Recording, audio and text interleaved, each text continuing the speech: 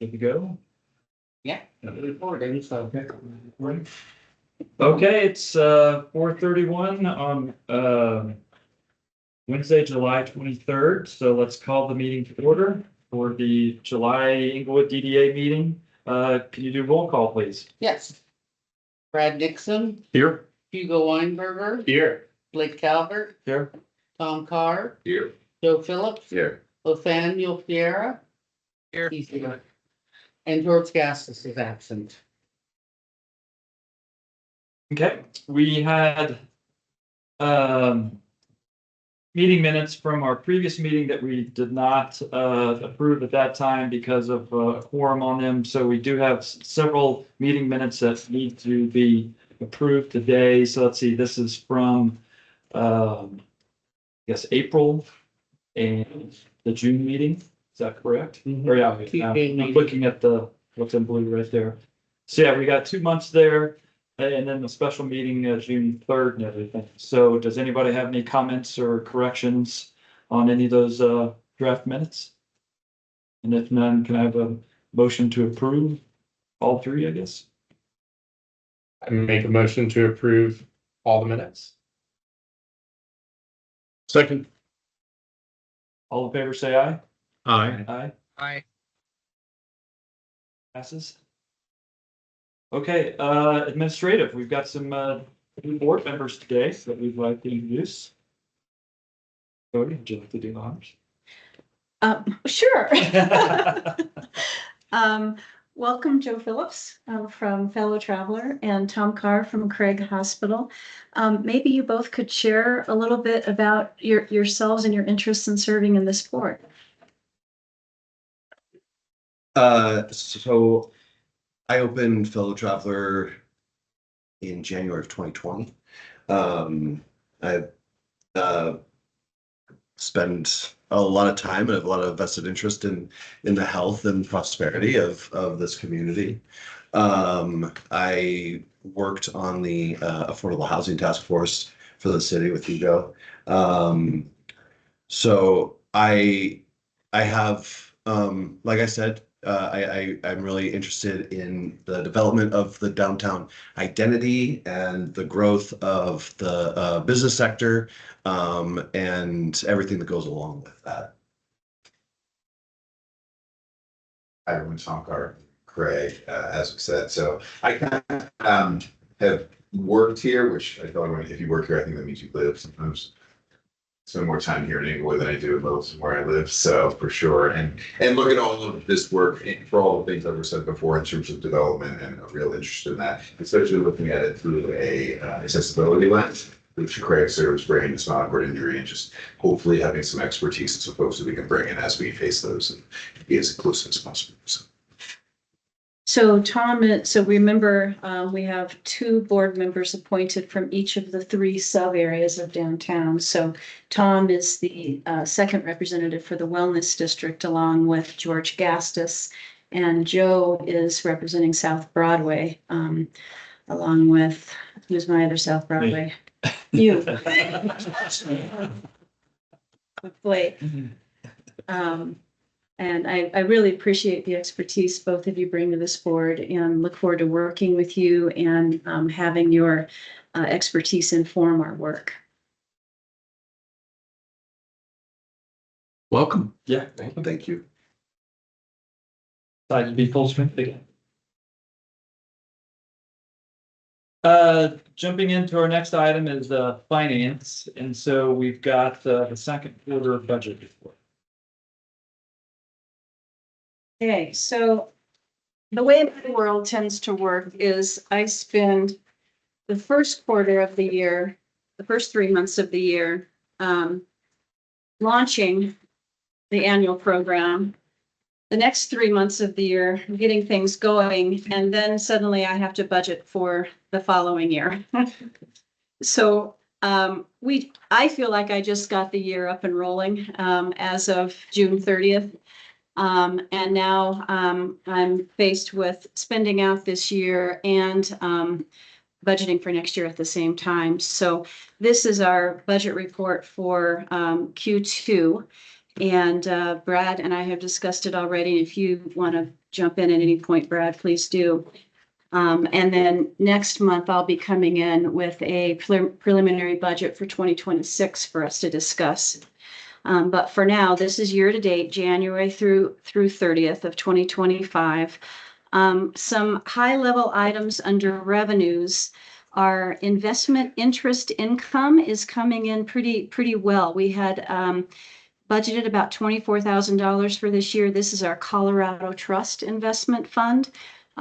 In May, the board directed me to move most of our operating funds into that fund and only leave about $200,000 in day-to-day expenses in our budget. And so because we've now got much more put into that investment, we have right now $3.78 million in the investment fund. The interest is accruing at 4.3%, and we currently have $32,337 in interest income since January. TIF revenue for sales tax, that does not typically come in until December, so we have zero at that time, at this point. TIF revenue for property tax, this is mostly coming from the Wellness District area, so far is 4.7 million for the year. Wow. Yeah. Yeah, it's higher than Troy's pretty conservative estimate at 3.7 million when we were budgeting this time last year. You might recall Swedish Hospital and Health One were contesting their assessment, and we weren't really sure how that was going to affect our TIF revenue. Under expenditures, we're on track with professional services, pretty on track with our marketing. You'll start to see some larger items come in this fall and winter with holiday lighting, which is $30,000 for the South Broadway installation, and the Paseos, and events will be coming in summer and fall as well. Under supplementary maintenance, we're tracking along real good there with our really monthly maintenance activities. You'll see a pop under the, let's see, South Broadway planters for $8,000. That'll come in July. So we did, I hope you like how the planters are looking, and the Paseo, East Paseo centerpiece, we did increase the budget for those to make them a little more colorful, a little more showy this year. Under mobility and transportation, there's a $12,000 line item there for Little Dry Creek Path signage. That project is just starting, so we'll be incurring those costs third quarter. Under public space enhancements and placemaking, two big ticket items in here. One is the Broadway Public Realm design project. We are kicking off the phase 2 design scope for that this month, and so we'll be spending out that amount through the end of the year. The Old Hampton Complete Streets investment of $425,000 will get kicked forward into 2026 because that project has been delayed a few months. So you'll see that one come up again in 2026. Little Dry Creek Park planning, we'll be talking about that later in the meeting today. We stepped up to matching funds with the Parks Department, which is about $19,000 each for this planning effort, and we'll incur the rest of that next quarter. Economy, jobs, and homes. City Center vacant space activation, have not awarded any activation grants to the City Spark tenants yet. They know the money is available. And we have awarded one building improvement grant in the amount of about $42,000. That was the Stepping Stones Montessori School. They are doing their fit out now in Englewood Marketplace. And remember, our money goes to pedestrian experience on the edges and public safety improvements. So I'm waiting for them to start billing us for that grant. Under operations, we are now tracking the county treasurer's fee. So the county assessor charges us to collect the TIF revenues every month. And this, up to this quarter, that is totaling about $71,447. So that's going to be a line item in our budget from here on out. Let's see. So, so we're a third or so into the year. The total budget for this first and second quarter is 1.6 million. We've spent out about $347,000. Our fund balance is growing.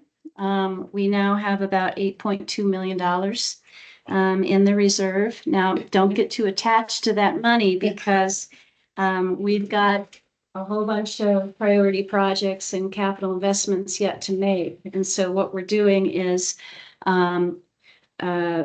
saving that money, investing that money, leveraging that money, and we will soon be financing that money.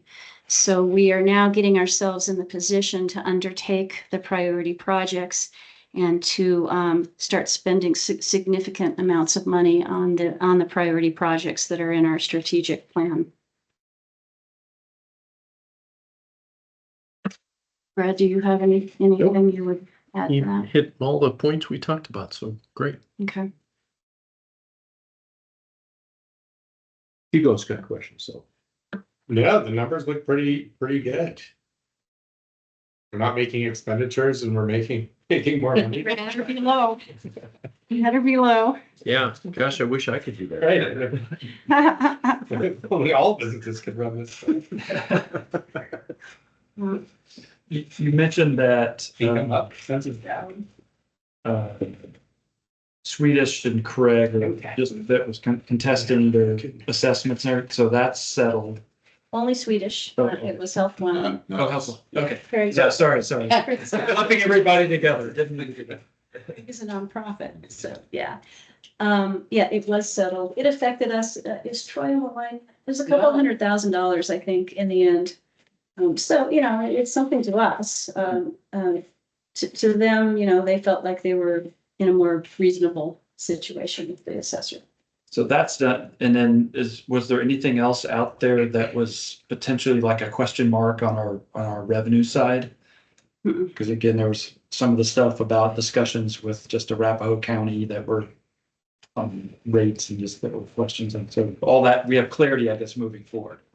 As clear as it's Clear going as to get. what can be, at least at this point. Yeah, no, we don't have any outstanding discussions going on with the assessor right now.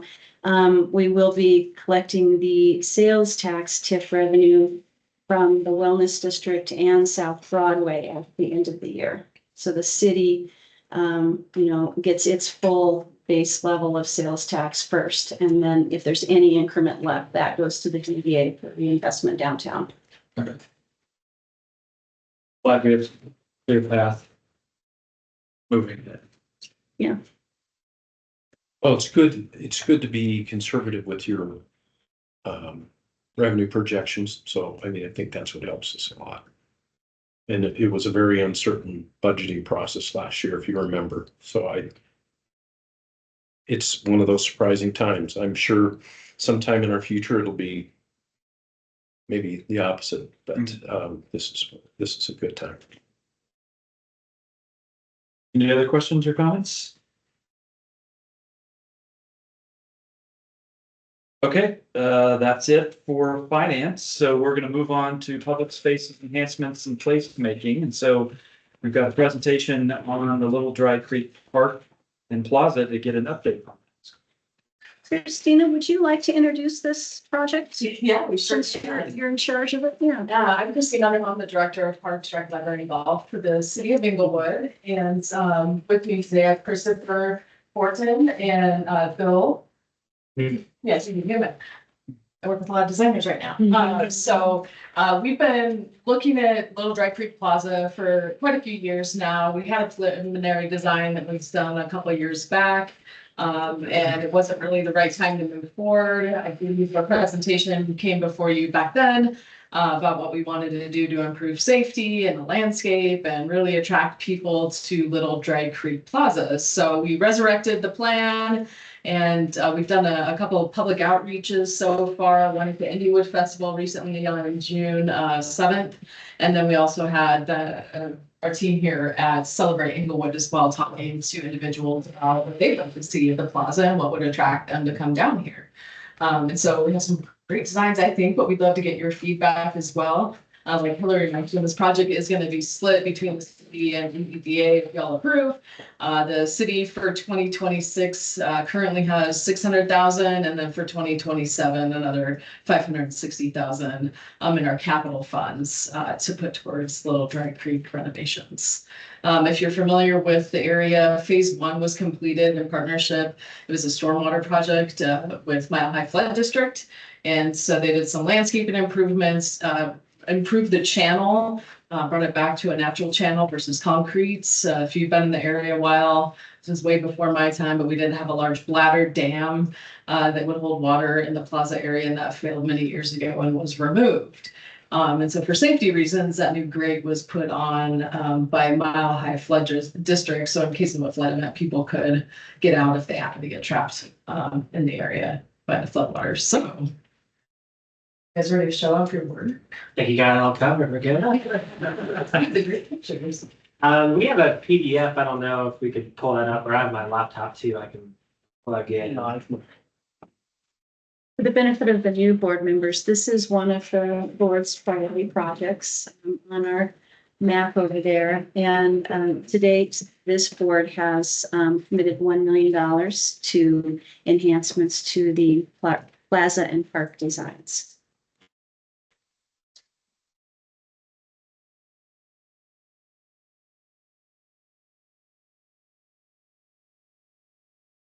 I'm gonna share screen. There it is.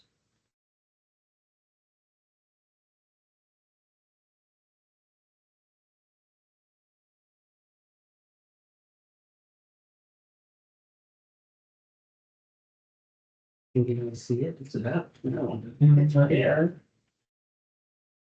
There, content.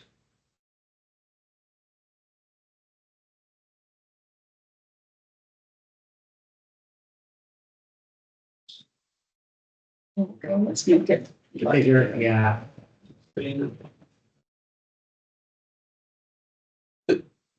This is the survey we just did, right? Go up to the box in the upper. It's still up to There you go. It ties to. If you click that button right there. That's what I was gonna say. It's hidden, it was hidden. The survey is still open. I think it's still up. All right, well, thanks for having us, everyone. Again, my name is Christopher Fortin, the DHM, and that's Bill Newman with DHM too. Christina did a good job of the background of this project. We've been working on it for several years ourselves as DHM landscape architects.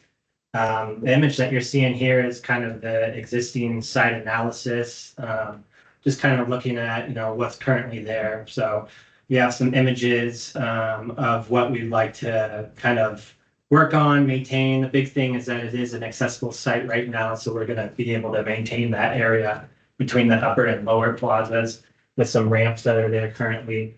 But we'd also like to identify, better access into the site, whether it be social paths that are created from South Broadway or creating, informal paths from an old water feature from Hampton right here on that on-ramp. Phase 1 was completed before, so we'd like to get people down to Little Dry Creek itself so they can enjoy it. So you'll see a couple images here in a little bit of how we kind of break through some existing planters or the old water features to create that access to what was now currently the grand staircase.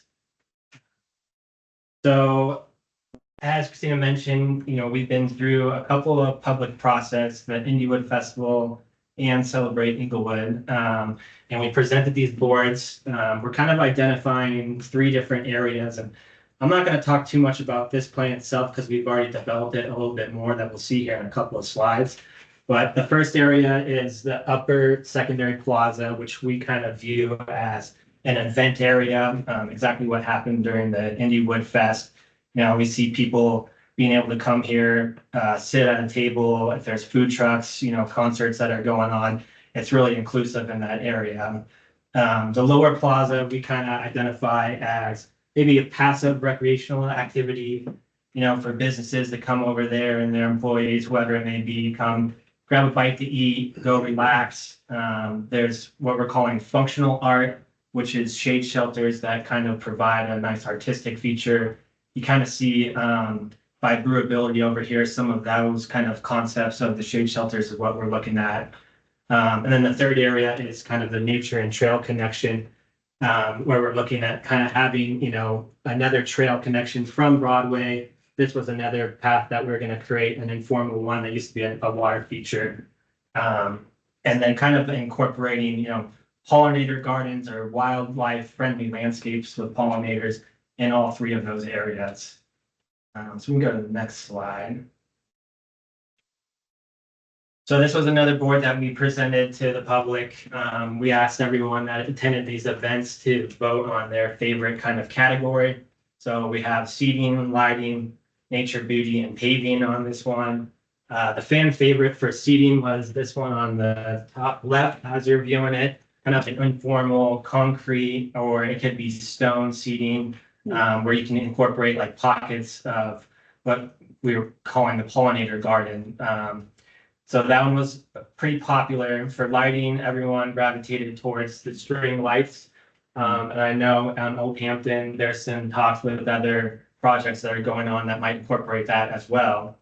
And then nature beauty, these are kind of all similar images, but people really were drawn towards these. They wanted to see more wildlife in the area, not so much more like butterflies and like, I guess, pollinator garden too. And then for the paving itself, this image right here was the favorite.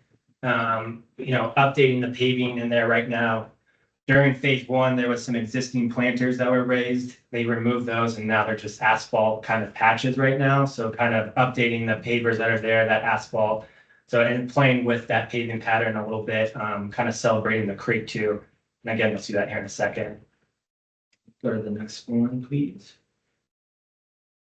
So we also looked at fine art, furnishing, and functional art. Fine art, it was kind of the bronze sculptures that people were drawn to. They wanted to see some kind of art in the area itself. There is some sculptures there right now that we could possibly reuse, relocate, or adding an additional feature kind of in the center of these plazas. Furnishing, you know, these are all kind of similar things. Our idea was kind of just to make it a little bit more modern in the area. And then functional art.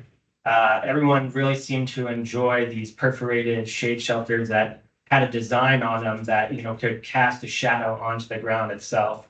You know, some of these ones were fan favorites too, but, you know, they're pretty, I would say, intensive. So this one was probably more of the third or more realistic one that we probably put in the park. So with all that feedback, we went ahead and developed those two plazas a little bit more. Go to the next slide. Oh, sorry. So then these were 3D renderings of what the plazas might look like. Again, we presented this to everybody at those two events. And just to mention, we do have an online survey right now where we're getting additional feedback with some questions from everybody too. So these were just some potential 3D renderings of what that site might look like. We'll go to the next one. So with all that feedback, we went ahead and kind of dove into the details a little bit more and tried to identify these areas. So this would be the pollinator interpretive garden, the lower one kind of by the Denny's over there. We added more of that functional art with some sage shelters here, added those boulder blocks for retaining wall and informal seating. And then on the backside, we kind of identified that pollinator garden or that interpretive garden too. And then also in the center here too, kind of adding more of that natural landscape that people were kind of desiring. You can see in the paving pattern itself, and please feel free to interrupt with any questions anytime.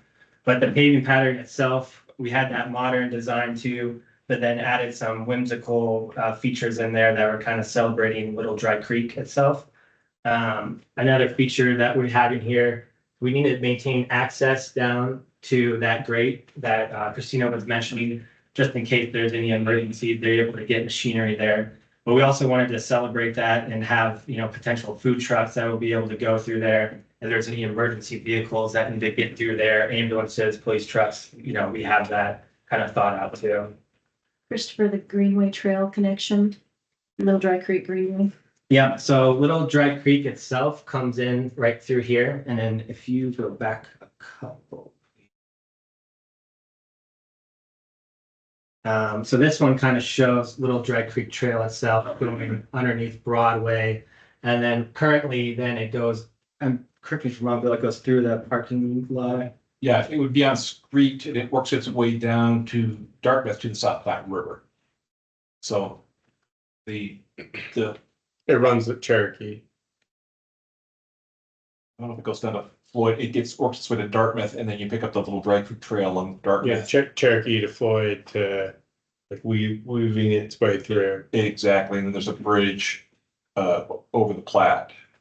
And some of the other studies that your team has been developing too, kind of having more development or conceptual planning right there.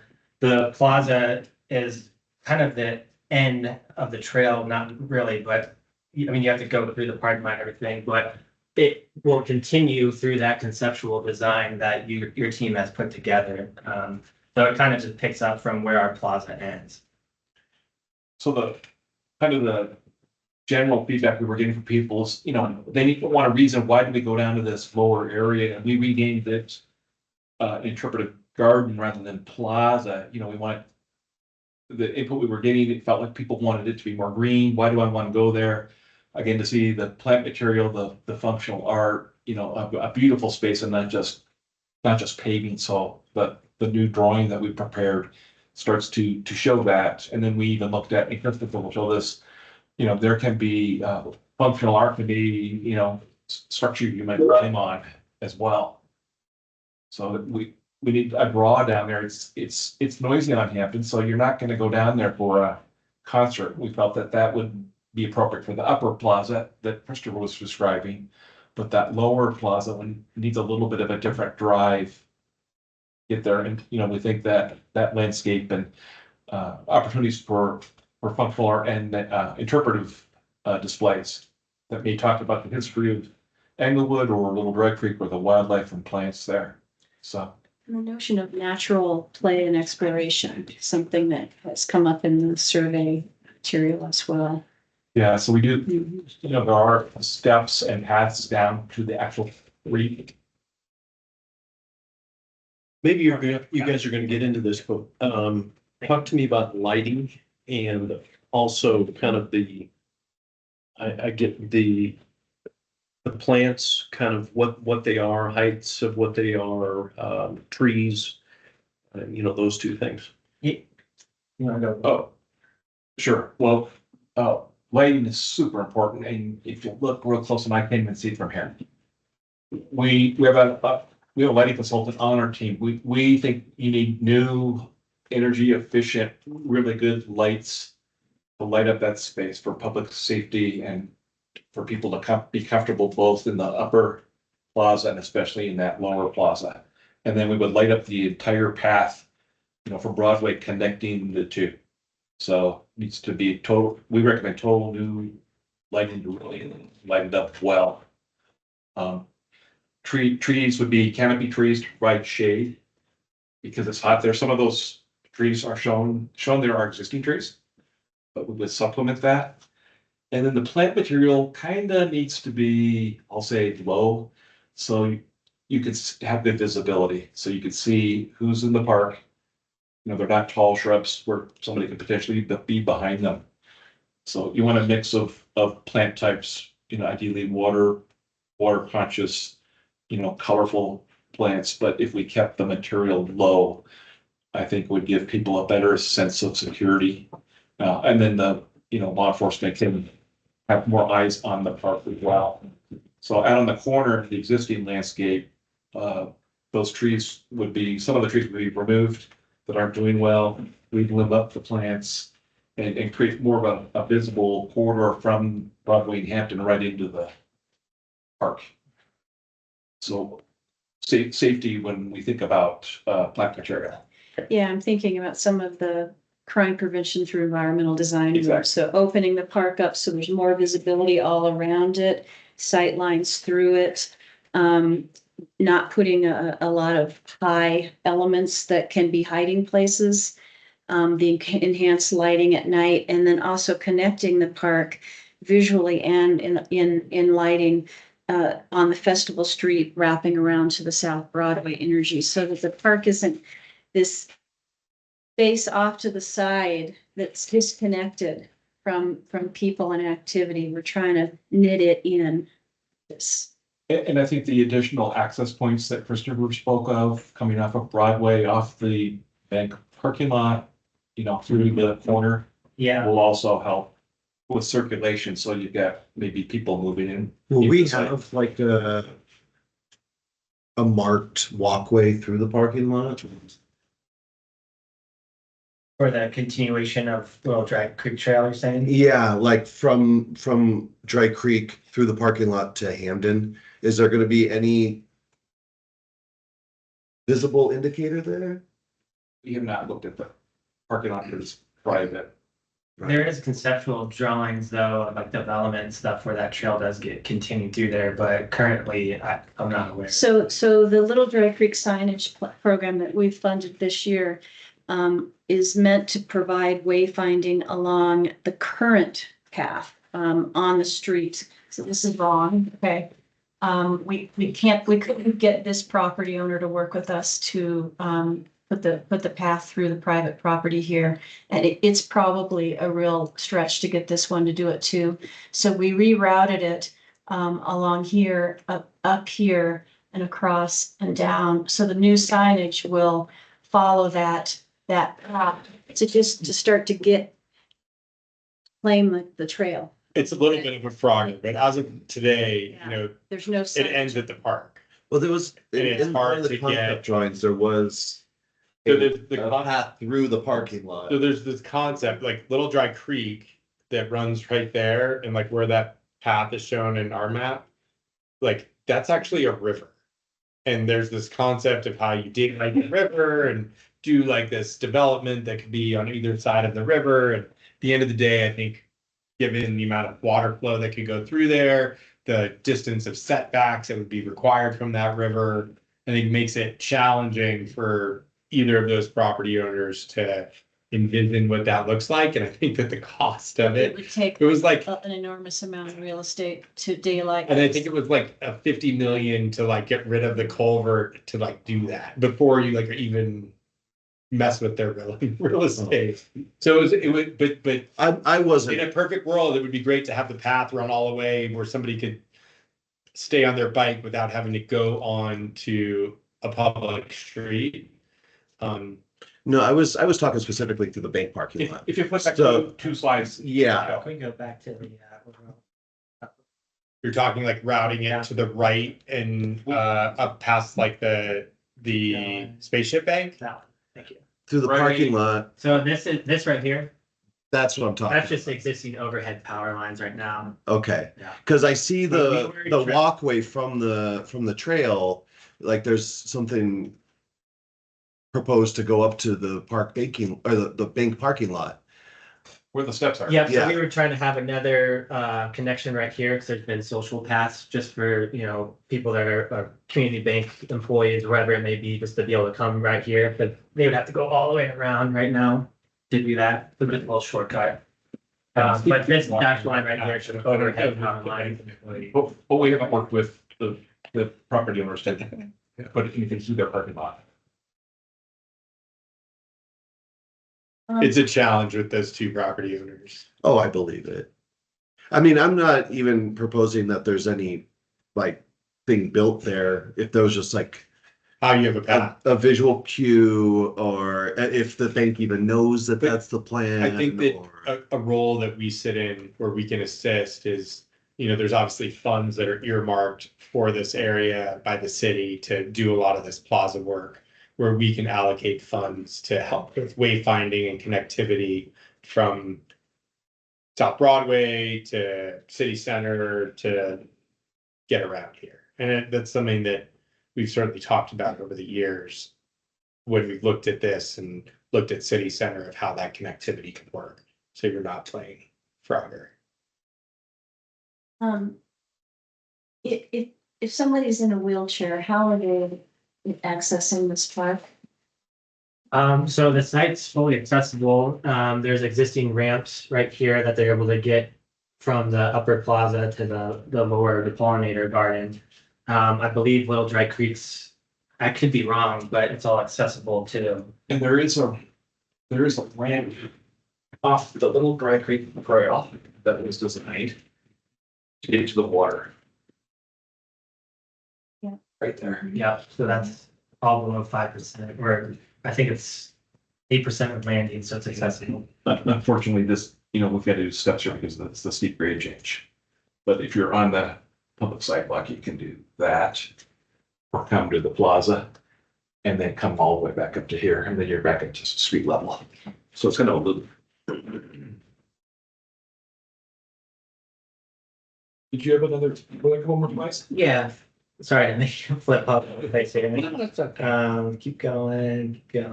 Wait, and did we Yeah, that one's. get to the lighting? Yeah, Yeah. just some, some said, talk about it too. Did that kind of address your Yeah, it did. Yeah, question? but maybe Joe has further questions about. Oh, are they just gonna be, are the lights gonna be strung from the existing shade, objects, or are we gonna have poles? We would have poles throughout the whole site. It would just be up at the street level, near that opposite, or the upper plaza, if you decided part of that street on Old Hampton to do some string lights across the street. But the site itself would have pedestrian lighting throughout. It would provide the best lighting. I'm sorry to ask you for this, but could you go back to the initial layout so I can show where the festival street is and the street lighting is contemplated? There you go. These are those lights. Yeah. Yeah. Okay. So the idea here too was to kind of draw interest from South Broadway. There's a lot of traffic going through there. If you're going through night, you see that, your kind of eye goes, oh, I wonder where those lights are going. And another thing we forgot to mention too, that we'd like to incorporate in this project is a potential, downtown Englewood sign on the existing wall here, as a possible fine art location. We've had some iterations of that where it may be cattail that light up. The welcome to Englewood or downtown Englewood sign itself would be, pin mounted letters. Nothing set in stone here, but just another kind of, I guess, monument to downtown itself.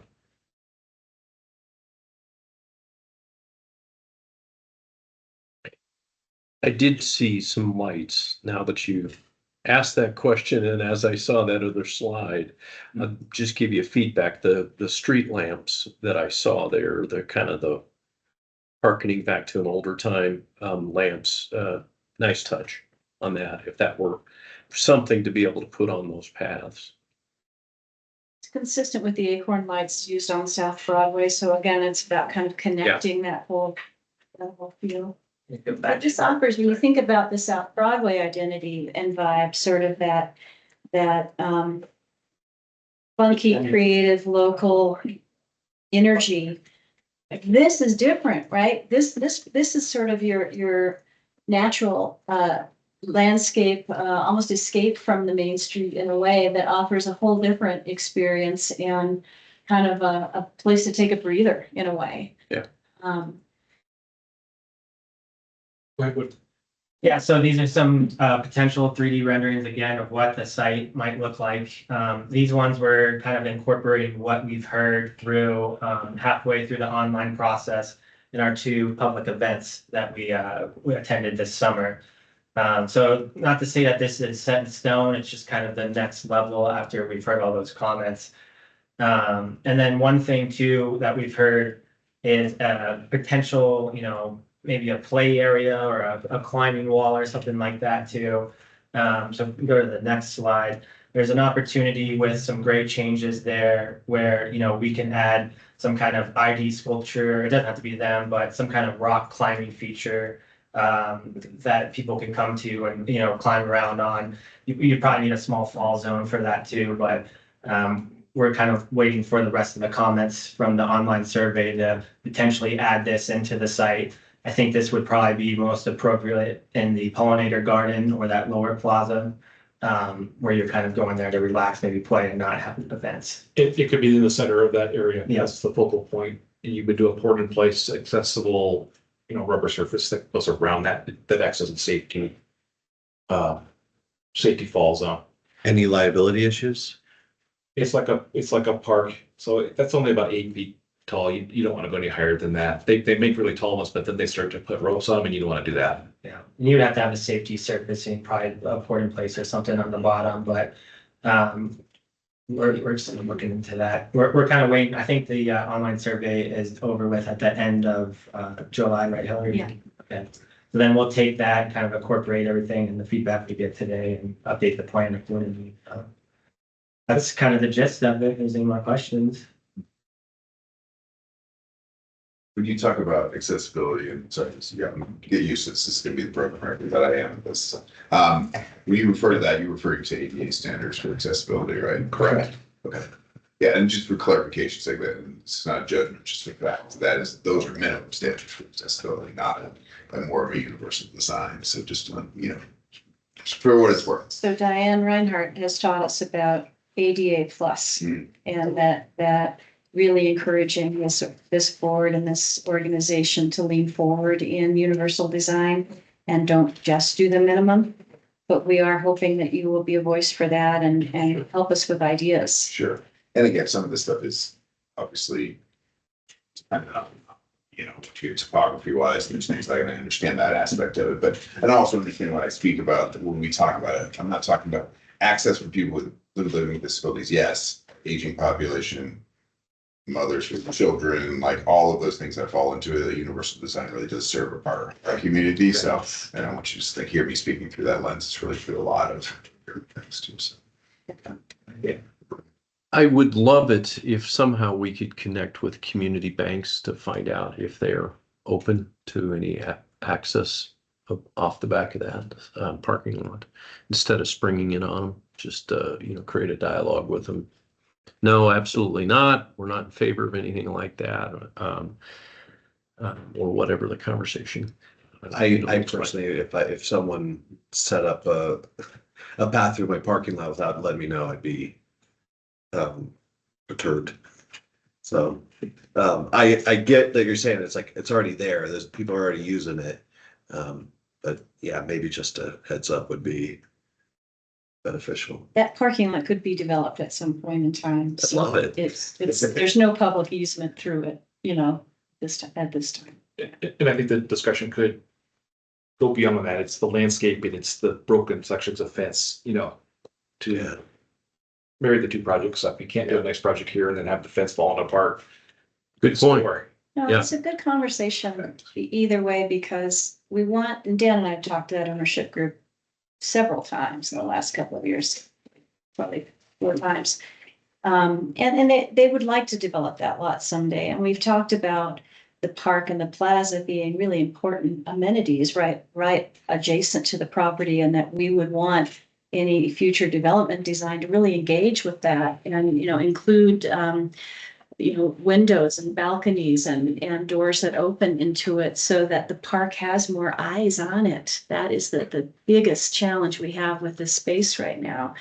So, we'll continue to talk in those terms. I don't know that they're going to be very open to a public easement through the middle of a pretty small site, for development. But I do think there's room for working with them on engaging with the park on any future development plans. I want to say several years ago, we did. Support their property. Yeah, because this is probably the 3rd or 4th iteration that we've done. And I believe several years ago, we did engage with them and show them a plan. It wasn't anything that you've seen today, but I think from their feedback, they wanted to have that connection for their staff that would go down there. And there was the existing cottonwood trees there to go down and sit underneath there and have lunch under the shade. So I think that's the reason for it, but definitely have that conversation. What's the chance of us, maybe in conjunction with the city, doing a little bit of maintenance on the rest of it going east at least some consistency in trees and whatnot.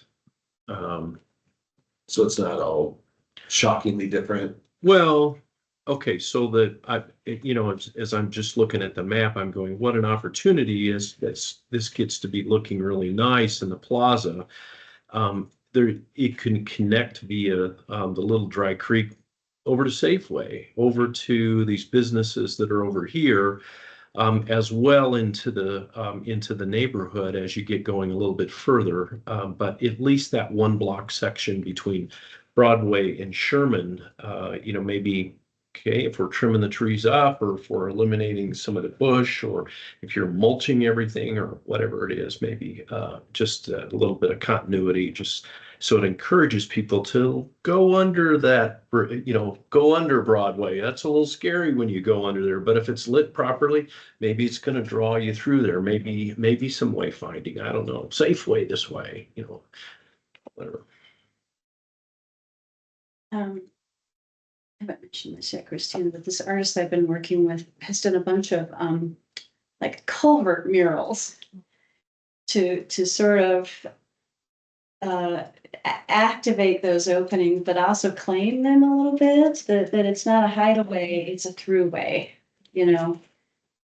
we could talk about, doing something like that. I don't know the lighting situation in that tunnel. It's a challenge for sure.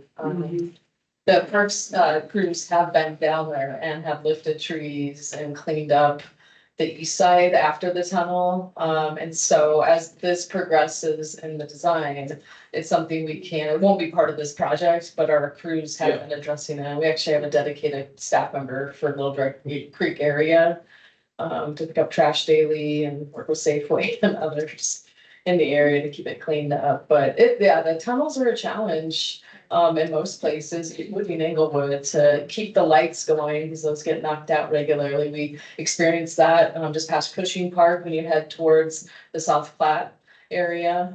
That used to have lights and that was controlled by, I believe, Excel, and they're not quick to get out there and change them out. But the minute we do change them out, it seems like they last maybe a week, and then that's why we want to start attracting more people here. And the hope is with more presence, we'll see better outcomes with all the improvements that are done along this whole corridor.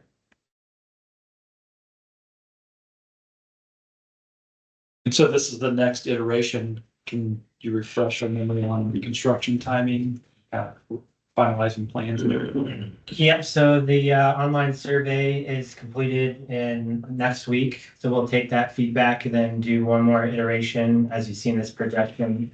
Get everyone's approval, and then I believe we'll start right into construction documents this fall, right?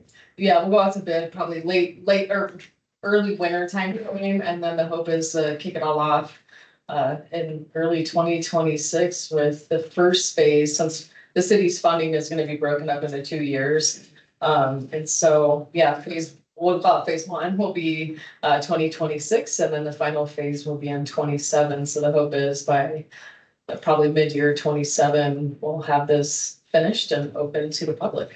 Is that a budgeting issue or just a practical project? It is budgeting. It is part of our capital budget, and so that's spread fairly thin between multiple departments, including Public Works.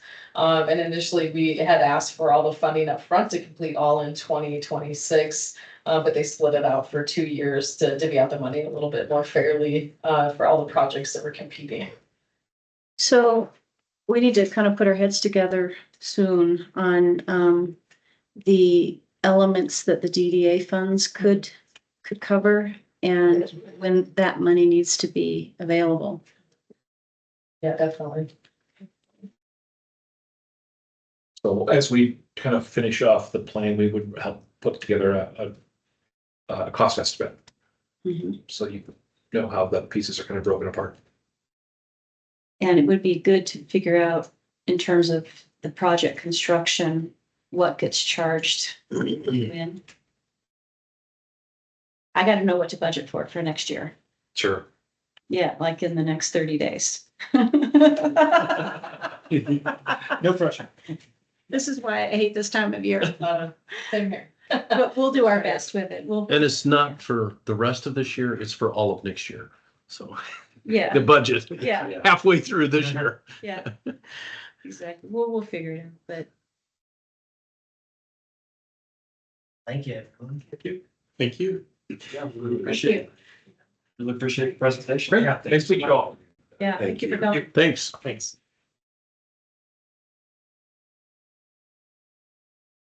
Okay, next we're moving on to economy, jobs and homes, and we've got Dane here for city center redevelopment updates.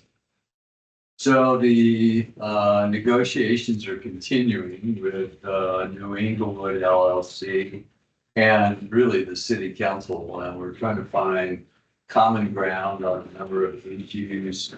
The city would like to, this has to do with the long-term ground lease that underlies the middle part of the city center area.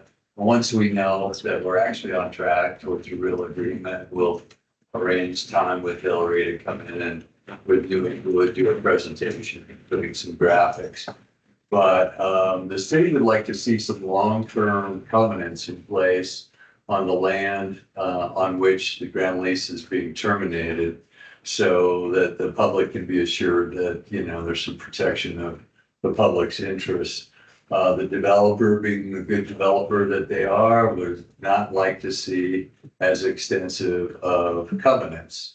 So there's an ongoing effort to try to find middle ground there. And what we're trying to do is wrap up the balance of the overall ground lease termination and title transfer agreement, and then just get the main issues related to covenants really well defined and have them presented to city council within the context of the overall ground lease agreement. And I think there's room for compromise, and it's just kind of going through the process. So maybe by next month we'll have a better feeling of being there. City council, to their credit, does a very, you know, avid job of protecting the city's interests and considering every possibility. So that tends to make for some long meetings, long discussions, but I think the process is going pretty well. And then we will have New Englewood talk to you all about their plans for redevelopment and how the phasing of that redevelopment goes, and how potentially, if it goes well, then they end up partnering with the city on the redevelopment of what we call Block B, which is the Civic Center block. And it's the land west of Inca. And so as part of the ground lease termination, the city would take title to the former 24-hour fitness building, the Plaza retail area, and also have a purchase option on the Tokyo Joe's property. So the idea is to give city control over its own, you know, future, even if things don't go well ultimately with New Englewood, and so that the city really kind of controls the most valuable property. And the whole idea is the creation of a first-class mixed-use transit-oriented development. And so stay tuned. We are making progress.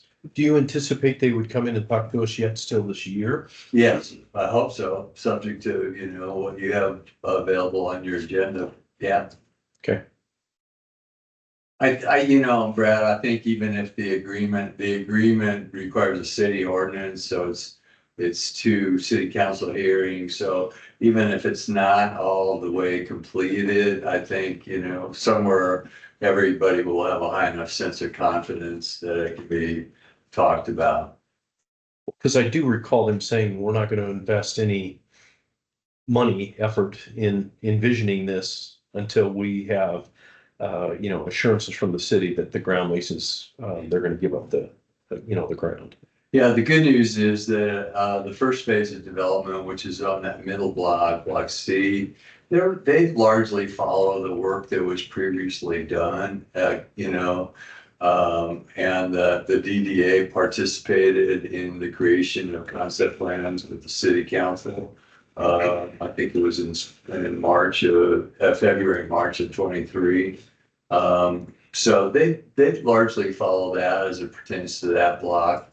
The art of the deal, so to speak, would be really what those buildings look like and how the first floors are activated. Did any of this affect any of the current housing in that area? No. No. Okay. No. It's all south of that. Yeah, Yeah, that, south of Englewood Parkway, so not the apartments. you could say everything could be affected except the big apartment project in Walmart. Okay. And it would ironically bring a lot of additional residential units. That would really be It's like 1,000 units the contemplated. largest use. Beautiful. Yeah. Yes. So that would really help activate the area and all the downtown. So A great reason to again, have a stay good tuned. path to connect to the trail, to connect to Everything other else. parts of the city. Yeah. Any other questions for Dan? Thank you, David. Yeah, we'll have more graphics at a hopefully a soon date, and that'll help a lot with the discussion. You haven't. Have it digitally. Okay. Okay, thanks, Dan. Moving on next to marketing and programming. Summer's not quite over. We still have some summer events. Got some more visuals to share with you real quick. Now I'm getting a little bit. Spectators. At least at this.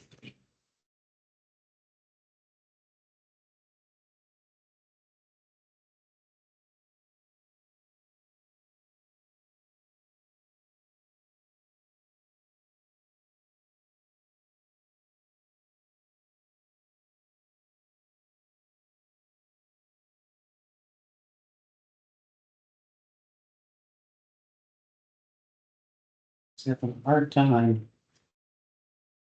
One.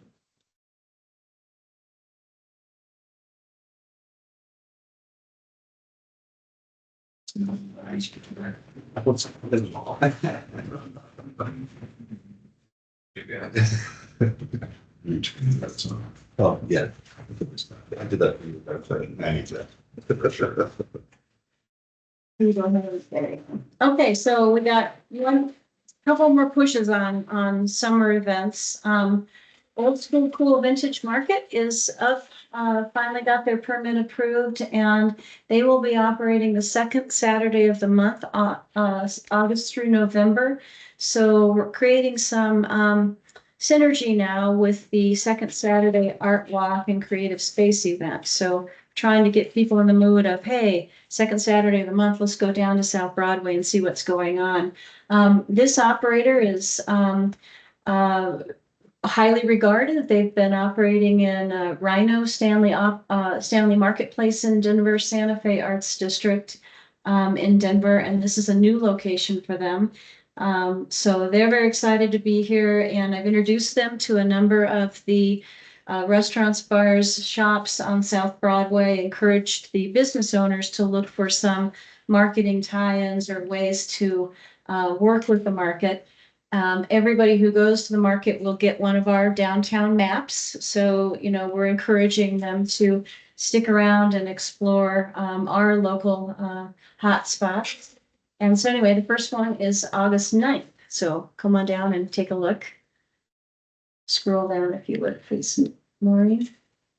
Easel Art Studio above Fellow Travelers has been doing a second Saturday event Yeah. already. So we've teamed up with them to tie in with them, which will make this pretty seamless for all, you know, we will be involved. If we could get more of the businesses doing anything, I think we could really pick up some steam. I think it'll gather momentum over time. Easel is in with these guys already. Beautiful. We're sponsoring both groups, so we want both of those events to sort of take hold and grow over time. So I'm trying to provide some good seed funding and marketing support and tie-ins. The next thing is the Englewood Block Party, and so this year we're doing kind of a creative activation in the East Paseo. by one of the artists that we worked with for the Flower Pop project last year. Her name is Andrea Fisher. She's a Meow Wolf Denver artist. She's done 8 exhibits with Meow Wolf so far. And her idea, and you could just kind of keep scrolling here, is a whimsical escape, a living room, a place where you can go during the block party and hang out with fun, cushy chairs and bean bags. Keep scrolling. Water, treats for dogs. This is her examples of seating. There's no place to sit during the block party. It's all in the streets. People end up sitting on the curb. It's hot, it's busy, it's loud. This will provide a little bit of respite, at the same time, we're also working with the ZAG project. Keep going just while I'm talking. So this is part of this bowl installation. The ZAG project is a local nonprofit led by one of the founders of Cafe 180, and they'd like to do what does she call them? Surprising pops of joy, and they do these creative activities and things. And I don't entirely know what they're planning at this point, but they're working on it, and we're very glad to partner with them on this activation. And since we're going to, put some money into the artwork, much of it will stay in place until October 30th. So similar to the Little Dry Creek Plaza activation, where we were trying to activate an underutilized area and get people to envision it and experience it in a different way. The Paseo on the east side offers an opportunity to do something a little different in an area that is typically just kind of walked through. The South Broadway Public Realm Action Plan actually contemplates the East Paseo as more of a, well, like what we're trying to do here, a respite area, rather than over programming it and always having music and loud and exciting things. Maybe there's some beautiful art or seating or I don't know. We're going to get to all of that, but that Paseo lends itself to creative uses, and I want to maintain that functionality in it because we're having some fun with it.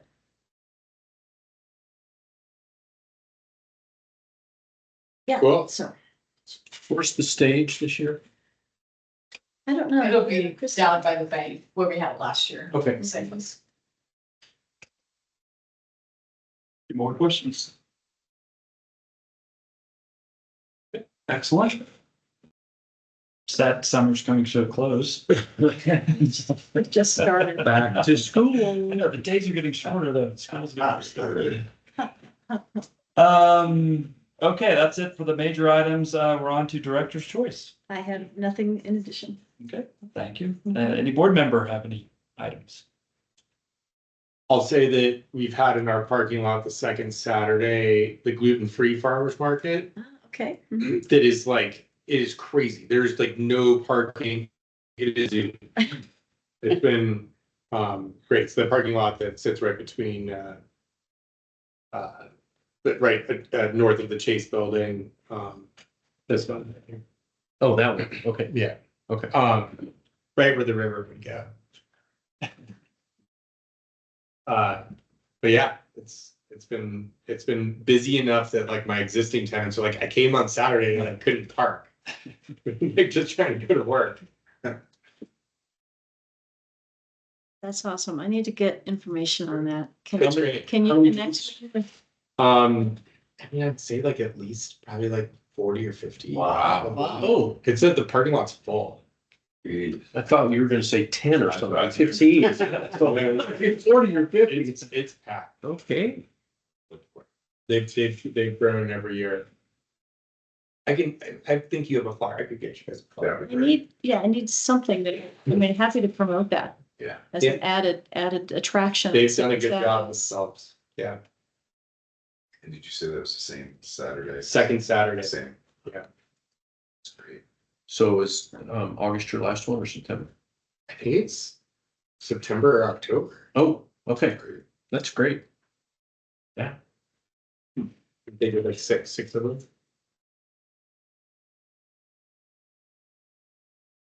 Thank you. Well, if that's it for board comments. Public comment. Yeah. Yeah, there's no one here from the public. There's three city employees. I don't know if there's anything else that would like to be addressed in the meeting. Speak now, forever hold your peace. Okay, meeting's adjourned. Thank you. Thank you. Thank you. Thanks, everyone. Like the shortest meeting we've ever had. I know, wasn't it great? Yeah. Hey, I apologize. I thought the meeting was like 4:30.